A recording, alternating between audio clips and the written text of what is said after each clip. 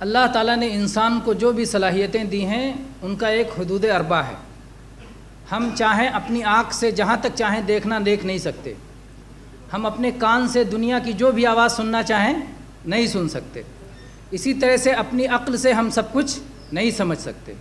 تو اس لیے اپنے عقل کے حدود کو اس طرح بھی سمجھنا چاہیے، اور اس طرح بھی سمجھنا چاہیے کہ آنکھ دیکھنے کے لیے ہے، لیکن آنکھ سے دیکھنے کے لیے سامنے ہمیں ایک اور بھی روشنی چاہیے، چاہے سورج نکلا ہو، چاہے بلب جلایا ہوا ہو، چاہے کوئی اور۔ تو آنکھ کی روشنی کافی نہیں ہے، ساتھ میں اللہ تعالیٰ کی ایک اور روشنی جب اس کے ساتھ جڑ جاتی ہے تو صحیح طور پر بندہ دیکھتا ہے۔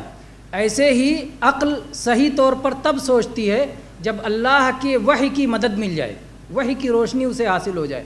تو اگر عقل اللہ کے حکم کے مطابق سوچتی ہے تو صحیح سوچتی ہے، نبیوں کی تعلیمات کے مطابق سوچتی ہے تو صحیح سوچتی ہے، اس کے خلاف سوچتی ہے تو غلط سوچتی ہے۔ جیسے ابلیس نے سوچا تھا، ابلیس کو اللہ تعالیٰ نے حکم دیا آدم کو سجدہ کرو، اگر وہ سوچتا تو سمجھ میں آتا کہ اسی میں بھلائی ہے، لیکن اس نے کہا آدم مٹی کے بنے ہیں، میں آگ کا بنا ہوں، آگ اوپر کو جاتی ہے، مٹی کے نیچے کو آتی ہے، اس لیے میں تو آدم سے بہتر ہوں، میں آدم کو کیوں سجدہ کروں؟ تو اس کی عقل نے ٹھوکر کھائی، مٹی افضل ہے، لیکن اس نے آگ کو افضل سمجھ لیا۔